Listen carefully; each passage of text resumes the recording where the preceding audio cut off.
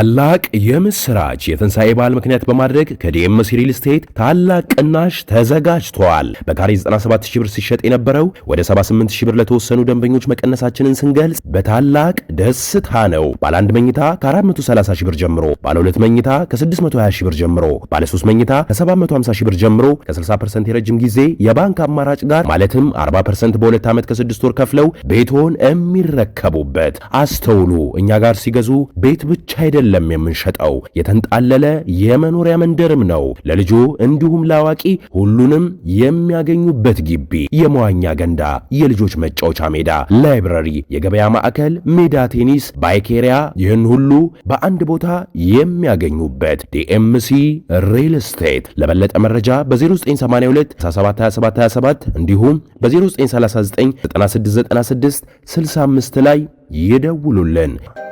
ሰላም ጤና ይስጥልን ክቡራትና ክቡራን የአዲስ ምንጭ ቤተሰቦች እንዴት ውላችኋል? በያላችሁበት የከበረ ሰላምታችን ይድረሳችሁ። ሁለቱ ሚያዝያ 22 ቀን 2017 ነው። አሁን የደረሱንን ሰበር መረጃዎችና የዕለቱን አበይት ዜናዎች ቀጥሎ እናቀርብላችኋለን። ከመረጃዎቹ ጋር አብሬያችሁ ቆይታ የማደርገው የእናንተው ውብሸት ታየ ነኝ። ክቡራትና ክቡራን ላይክና ሼር በማድረግ መረጃዎቻችን ለብዙዎች እንዲደርሱ እንድታደርጉ በአክብሮት እንጠይቃለን።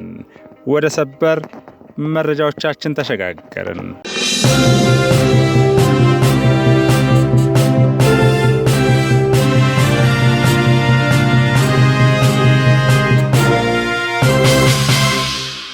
ከሰላማዊና ሕጋዊ አማራጮች ይልቅ በውንብድና እገታ፣ ዝርፊያና ግድያ ላይ ሰማርቶ በቆየው ኦነግ ሸኔ ብርቱ የመከራ ቀንበር ወድቆበት የከረመው በኦሮሚያ የተለያዩ ዞኖች የሚኖረው የማህበረሰብ ክፍል በመከላከያ ሰራዊት፣ በክልሉ የጸጥታ አካላትና ህብረተሰቡ ለሰላሙ ባሳየው ቁርጠኝነት የዝርፊያ ቡድኑ የማድረግ አቅሙ እንዲመክን የተደረገ ሲሆን የሰላም አማራጭን መርጠው ለሚመለሱ ደግሞ ተገቢው አቀባበል እየተደረገ መሆኑን ከተለያዩ አካባቢዎች በተለይ ለአዲስ ምንጭ የደረሱ ሰበር መረጃዎች አመልክተዋል። በዚህም መሰረት በምስራቅ ቦረና ዞን ጎሮዶላ ወረዳ ላለፉት 5 ዓመታት ጉድሩ በተሰኘው የሸኔ ብርጌድ ውስጥ በአመራርነት የቆየውና በዝርፊያ ስሙ ጃል ሙረታ በትውልድ ስሙ ደግሞ አርቢቶ ጉቱ በዛሬው ዕለት ረፋር ላይ ሲከተለው የነበረው የጥፋት መንገድ ስህተት መሆኑን በማመን ለዞኑ የሰላምና ጸጥታ ቢሮ እጁን ሰጥቷል። ይህ የሸኔ አመራር አባል እጁን ለሰላም ከመስጠቱን በተጨማሪ ለቀጣይ የሕግ የበላይነትን የማረጋገጥ እርምጃ ጠቃሚ የሰነድ መረጃዎችን መስጠቱንም ለማወቅ ተችሏል።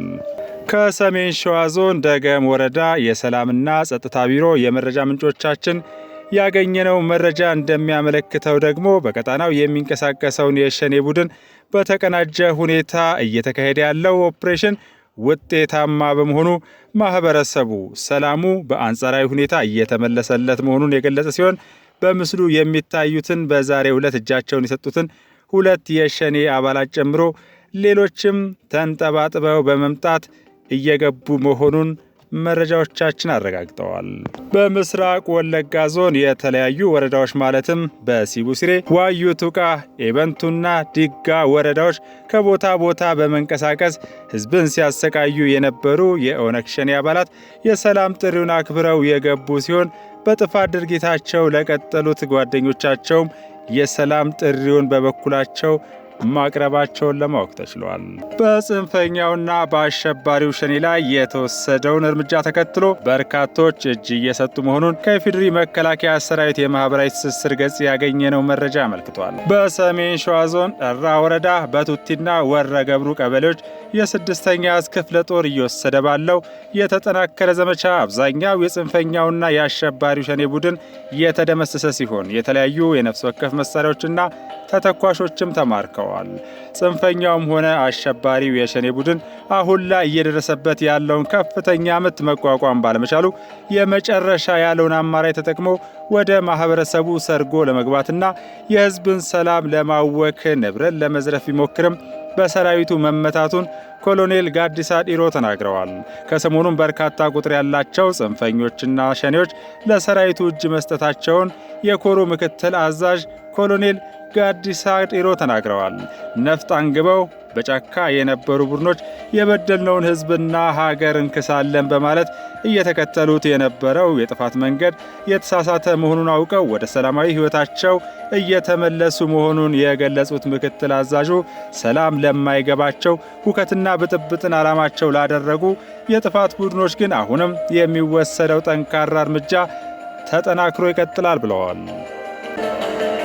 ከዕለቱ አበይ ዜናዎች ለዚህ ዝግጅት ወደ መረጥንላቸው ስንሸጋገር የአዲስ አበባ ምክር ቤት 4ኛ ዓመት የሥራ ዘመን 3ኛ መደበኛ ስብሰባውን በዛሬው ዕለት ያካሄደ ሲሆን ከምክር ቤት አባላት ለተነሱ ጥያቄዎችና አስተያየቶች የአዲስ አበባ ከተማ ከንቲባ አዳነች አቤቤ ምላሽና ማብራሪያ ሰጥተዋል። ከክብርት ከንቲባዋ ምላሽ የተወሰነውን ክፍል በዚህ መልኩ አቅርበነዋል። አብረን እንከታተል። የመንገድ ሽፋናችን አሁን ሰፍቷል። ቅድም የመንገዶች ባለስልጣን ኃላፊው ሲያነሱት እንደነበረው በከፍተኛ በአንድ ዓመት ውስጥ ከ700 ኪሎ ሜትር በላይ መንገድ መጠገን ማለት ያልተለመደ ስራ ነው።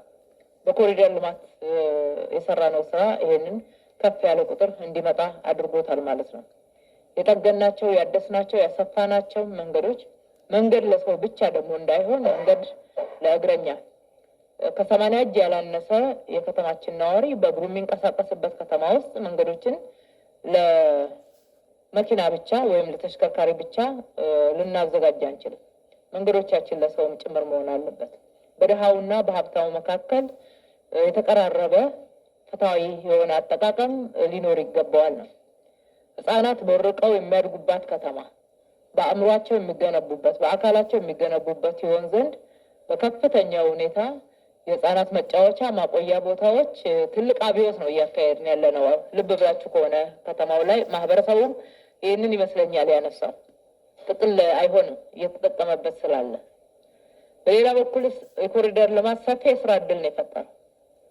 በኮሪደር 1 እና በኮሪደር 2 በመቶ ሺዎች የሚሆኑ ዜጎች የስራ እድል እያገኙ ነው። ኮሪደሩ ጋር የሚሰሩት ነዋሪዎች ብቻ አይደሉም ይህንን የሚያገኙት ከተማችን ላይ ከዛም አልፎ ከሀገራችን ከተለያየ ክፍሎች መጥተው የሚሳተፉ ስራ የሚሰሩ ዜጎች ጭምር የስራ እድል ያገኙበት፣ ገቢ ያገኙበት፣ ትልቅ የገበያ ትስስር የተፈጠረበት ነው።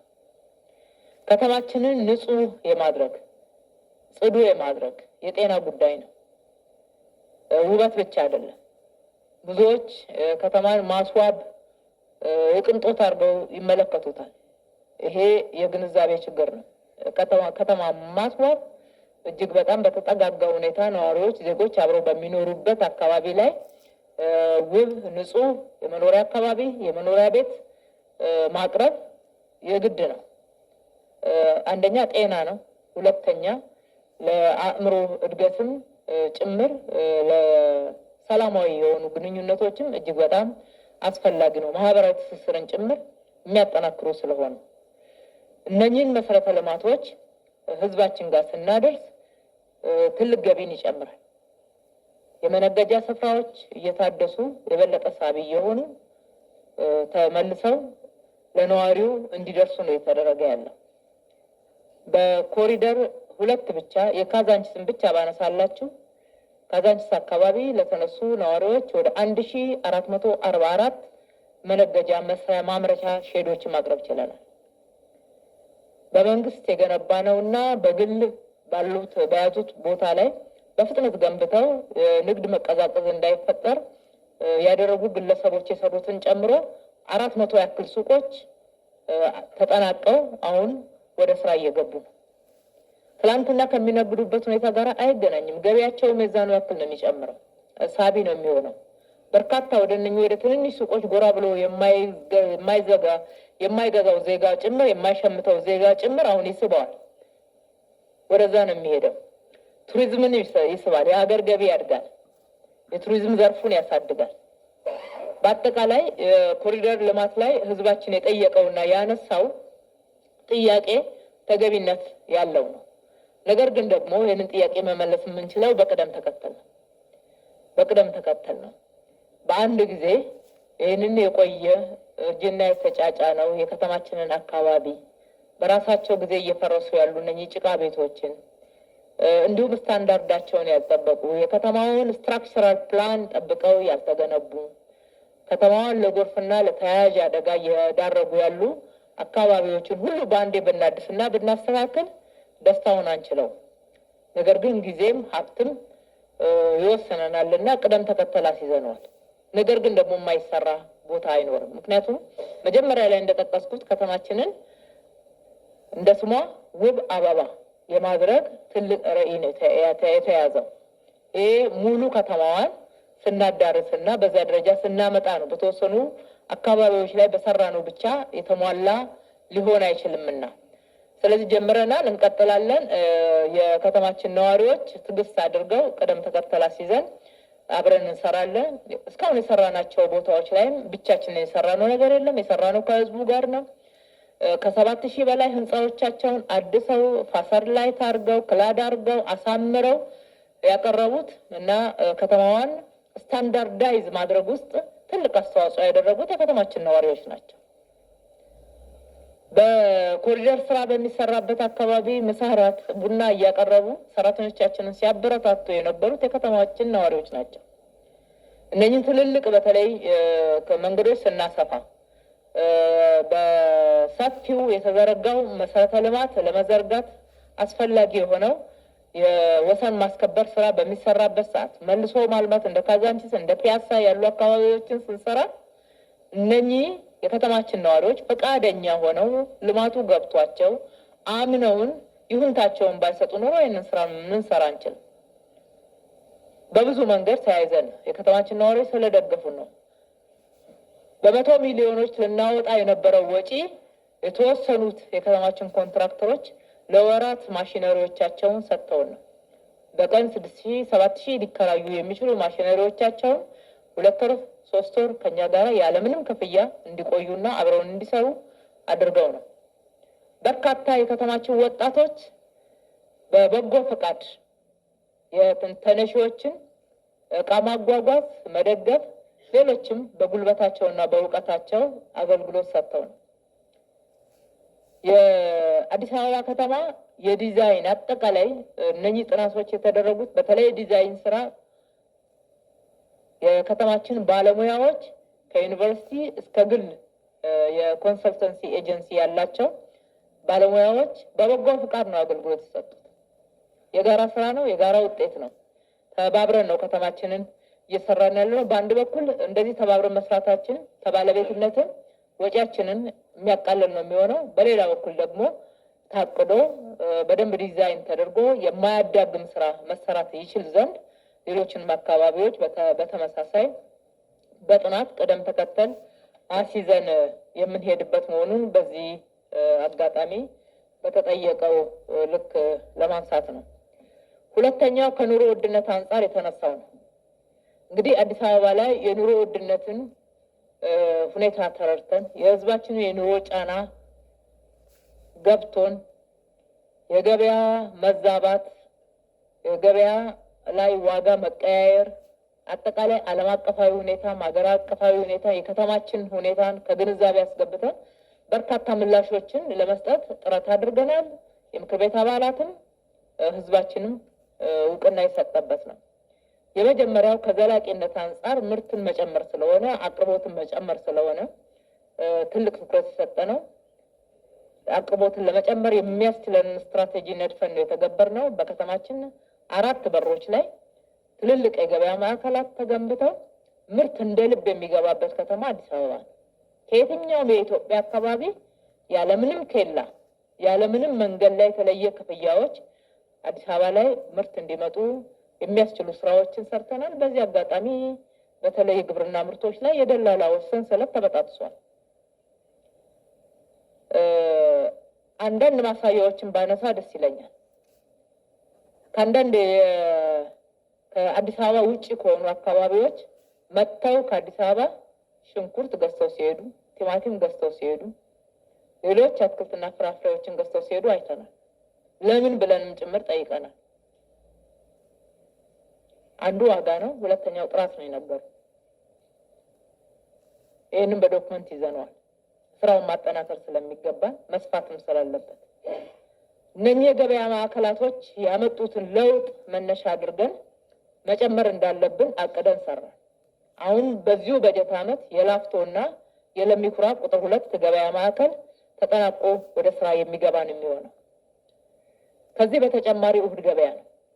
እሁድ ገበያ በተለየ ሁኔታ ገቢ ለመሰብሰብ የማንሄድበት ህዝባችንን የምንደጉምበት ስትራቴጂ ነው። ድሃው እንደ ልብ ወጥቶ ንጹህ ትኩስ የሆነ ምርት ማግኘት የሚችልበት የግብይት ጊዜውን ራሱ አቅዶ ከእሁድ ከቅዳሜ ጋራ አያይዞ እየተዘጋጀ ወጣ ብሎ በአካባቢው ላይ ትራንስፖርት ሳያወጣ መገብየት እንዲችል ወጪው እንዲቀንስለት የማድረግ ስራ በየበሩ እንዲከፈት የፈቀድነው ትራንስፖርት ሳያወጣ ተጨማሪ ወጪ ሳይመጣበት መገብየት እንዲችል ነው። ይህንን በማድረግ ሂደት ከ200 በላይ ገበያ ማዕከላቶች ወይም ደግሞ የእሁድ ገበያዎች እና የቅዳሜ ገበያዎች ተከፍተዋል። አብዛኛው ጥሩ ነው። የምክር ቤት አባላት ደግሞ ያነሳችሁት ከህዝብ አፍ የሰማችሁትን ስለሆነ በየዕለቱ ህዝቡ የሚጠቀምበትን የሚደርስበትን አይናችንም ጆሮአችንም ህዝባችን ነው እንዳልነው አይ ይሄ አልተደረገም የምንለው ጉዳይ አይደለም። እንፈትሻለን፣ ፈትሸን እናስተካክላለን። በዋናነት ገቢ የማንሰበስብበት በጣም ነፃ ሆኖ በዛች በሁለት ቀን እንዲነገድ የምናደርግበት ዋናው ነገር ነዋሪውን መደጎም ስለሆነ ዓላማውን የሳተ አካባቢ ካለ ፈትሸን ውስጥና ፊት ለፊት የሚባል ነገር የለም። ውስጥም አመራር አለ። የንግድ ቁጥጥርን የሚሰሩ ሰራተኞች አሉ፣ ጽህፈት ቤቶች አሉ። በዛው ልክ ደግሞ ሌሎችም የደንብም የሰላምና ጸጥታ ሰራተኞቻችንም ከዚህ አንጻር ኃላፊነት አለን፣ ግብረ ኃይል አለን። ኃላፊነታችንን ለመወጣት ጥረት የምናደርግና ለውጡን የምንመዝን ነው የሚሆነው። ሁለተኛው ስራ ከምርት መጨመር ጋር እየተሰራ ያለው ትልልቅ የገበያ ማዕከላት ብቻ ሳይሆን ማምረት ከተማ ሸማች ብቻ ሳትሆን አምራች እንድትሆን ማስቻል። ከተማ አምራች እንዳልሆነች ከተማዎች ማምረት እንደማይችሉ ሸማቾች እንደሆኑ የነበረው ያረጀው አስተሳሰብን ተሻግረን ነው እየሰራን ያለነው። ማምረት እንችላለን። በጠባብ ቦታ ላይ ማምረት እንችላለን። ያሉንም ቦታዎች በዘመናዊ የማምረቻ ዘዴዎች አግዘን በቴክኖሎጂ አግዘን ምርት መጨመር እንችላለን። ከሚታረሱ የገጠር አካባቢዎች ብቻ የምንጠብቅ መሆን የለብንም የሚለውም ውጤት አምጥቷል። አዲስ አበባ ላይ የአቃቂ የግብርና ምርቶች ማምረቻና የአርሶ አደር ልቀት ማዕከል ይሄንን ነው የሚያሳየው። ፋሲካ ላይ ያላያችሁም በድንገት እንቁላልን 20 ብር ሲያስገቡ በ10 ብር ያለውን እንቁላል እንዳለ በየቦታው አወጣ። ተገደው ከ15 ብር በታች እንዳወረዱት በደንብ መረጃዎች አሉ። ምርቱ እስከሚገባ ድረስ የተወሰኑት ተጎድተው ሊሆን ይችላል። በተለይ ደሃው ማህበረሰብ መክፈል የማይችለው በልዩ ሁኔታ ተለይቶ ከነኚህ በ10 ብር ከምንሸጥባቸው ሱቆች ብቻ መግዛት እንዲችል የማድረግ ትልቅ ርብርብ ነው የተደረገው። በተመሳሳይ በዶሮም እንደዛው አይነት ለውጥ አለ። በቂ አይደለም። በርካታ ወጣቶች ተደራጅተው በዶሮ እና በከተማ ግብርና እየተሰማሩ እየሰሩ ነው። እናቶች ጭምር እየሰሩ ነው። ሌላው ቢቀር ላለመግዛት ከውጭ የራሳቸውን ፍጆታ እቤታቸው መቻል እንዲችሉ በ5 ዶሮ፣ በ10 ዶሮ፣ በ3 በ4 ዶሮ የቤተሰብ ፍላጎታቸውን መሸፈን እንዲችሉ ዘመናዊ የሆነች ኬጂ በቲቪቲዎቻችን በቴክኒክና ሙያ ኮሌጆቻችን እያስመረትን እንዲያገኙ የማድረግ ስራ ተሰርቷል። ከመኖ ማቀነባበሪያ ጋር የተነሳው ትክክል ነው፣ ግን የለም የተባለው ደግሞ ስህተት ነው። አለ፣ በቂ አይደለም። በዚህ የግብርና ስራን በከተማ እናስፋፋ ብለን በጀመርን ማግስት አንድ የዶሮ መኖ ማቀነባበሪያ ከግለሰብ ጋራ በፓብሊክ ፕራይቬት ፓርትነርሺፕ ከፍተናል። የሚቀርብበት ሰንሰለት ችግር እንዳለበት አይተን በቅርብ አንዱ አርሶ አደር ኮሚሽን ላይ የፈታነው ችግር እሱ ነው። ነገር ግን አሁንም እሱም በቂ አይደለም። አሁን በየቦታው ዶሮን ማርባት የተጀመረ ስለሆነ ፍላጎቱ ከፍ ያለ ነው። ፍላጎቱ ከአንድ ፋብሪካ በላይ ስለሆነ ጥቆማውን ወስደን የበለጠ ለመስራት ጥረት እናደርጋለን፣ ይሰራልም። በሌላ በኩል የቁጥጥር ስራ ምርትን በማቅረብ በርካታ ህገወጥ ንግዶች፣ አላግባብ ዋጋ መጨመር እንዲስተካከል የማድረግ ስራ ዋናው ስትራቴጂያችን ነው። ሁለተኛው ቁጥጥር ነው። ግብረ ኃይል አለ። ቅድም ሲነገር እንደነበረው በምክትል ከንቲባ የሚመራ ግብረ ኃይል ቁጥጥር ይደረጋል። ህጉን ጠብቀን በምናደርገው ቁጥጥር እርምጃዎች እየወሰድን ለውጦችን ማየት ጀምረናል። ቁጥጥር ብቻ አይደለም፣ ነጋዴዎችን እናወያያለን። የሚሸጡት ለነዋሪዎቻቸው ነው። ነዋሪዎች ዜጎች እዚህ ከተማ ስላሉና ስለሚሸምቷቸው ነው ገቢ የሚያገኙት። ስለዚህ መተሳሰብ ይገባል በሚለውም ጭምር የሚለወጡ እንዳሉ አይተናል። መተሳሰብ ይገባል። በአንድ ጊዜ በርካታ ያልተገባ ትርፍ ማጋበስ ሳይሆን ከሰው ከምትኖሩት ማህበረሰብ ጋራ ከምትኖሩት ከእናንተ አካባቢ ጋራ ከምትኖሩበት አካባቢ ጋራ ጭምር መልካም ስምን ማትረፍ አንዱ ትልቁ ትርፋችሁ ይሁን የሚለውን የተቀበሉን ነጋዴዎች አሉ። ይህንንም እያሰረጽን መሄድ ላይ የምንሰራ ነው የሚሆነው። ሶስተኛው ድጎማ ነው። ድሆችን እንደጉማለን። ዝቅተኛ ገቢ ያላቸውን የኑሮ ጫናው በጣም መቋቋም የሚያቅታቸውን ምንም ገቢ የሌላቸውን ማህበረሰብ እንደጉማለን። አዲስ አበባ በዚህ የለውጥ ዘመን ለዜጎች ትኩረት በመስጠትና የሚገባቸውን ዜጎች በፍትሃዊነት ተጠቃሚ እንዲሆኑ ማድረግ ላይ በምሳሌነት የምትጠቀስ ከተማ ሆናለች። የመጀመሪያው ዜጎችን የምንደጉመው አንድም የወደፊት ኢንቨስትመንት ነው ብለን፣ ሁለተኛ የዛሬ ኑሮ ጫና ማቃለያ ነው ብለን በቢሊዮኖች ገንዘብ ወስነን በምገባ ፕሮግራማችን ነው ወደ 1 ሚሊዮን የሚጠጉ የአዲስ አበባ ተማሪዎች በቀን 2 ይመገባሉ ትኩስ ምግብ። ይሄ በተማሪዎቹ ላይ የሚፈጥረው የእኩልነት ስሜት፣ ሌሎች በጣም ዘላቂ ኢንቨስትመንትነቱ እንደተጠበቀ ሆኖ በርካታ የአዲስ አበባ እናቶች ደግሞ ጫናቸው ተቃሏል። ስለ ልጆቻቸው ምግብ፣ ስለ ልጆቻቸው ዩኒፎርም፣ ስለ ልጆቻቸው መማሪያ ቁሳቁስ አያስቡም፣ አይጨነቁም። መንግስት ያንን ጫና ወስዶላቸዋል። በቀን ወደ 35,000 የሚሆኑ አረጋውያን፣ ለተለያዩ ማህበራዊ ችግር የተጋለጡ ዜጎች በቀን አንድ ጊዜ ንጹህ ትኩስ ምግብ እጃቸውን ታጥበው በአካባቢያቸው ላይ ይበላሉ።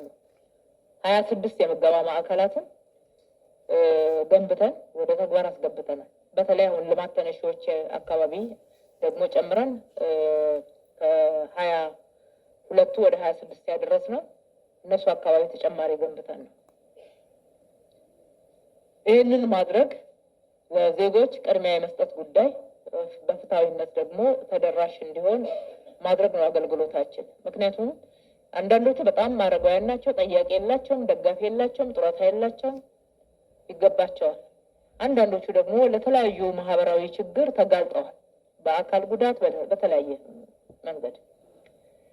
ከዛ በመለስ እነሱ ውስጥ መስራት የሚችሉ ዜጎችን ደግሞ ለይተን የማሸጋገር ወደ ስራ የማስገባት ስራ ሰርተናል። በቅርብ ጊዜ ሚዲያ ላይ አይታችሁ ከሆነ በተወሰኑ የምገባ ማዕከል ላይ ለ1 ዓመት ተኩል ሲመገቡ የነበሩ ወደ 316 የሚሆኑ ሴቶችን እና ወጣት ልጆች እዛ ውስጥ ያገኘናቸውን አሰልጥነን ትንሽ መስሪያ ቦታና መስራት የሚችሉት የስራ ዘርፍ ለይተን ወደ ስራ አስገብተናቸዋል።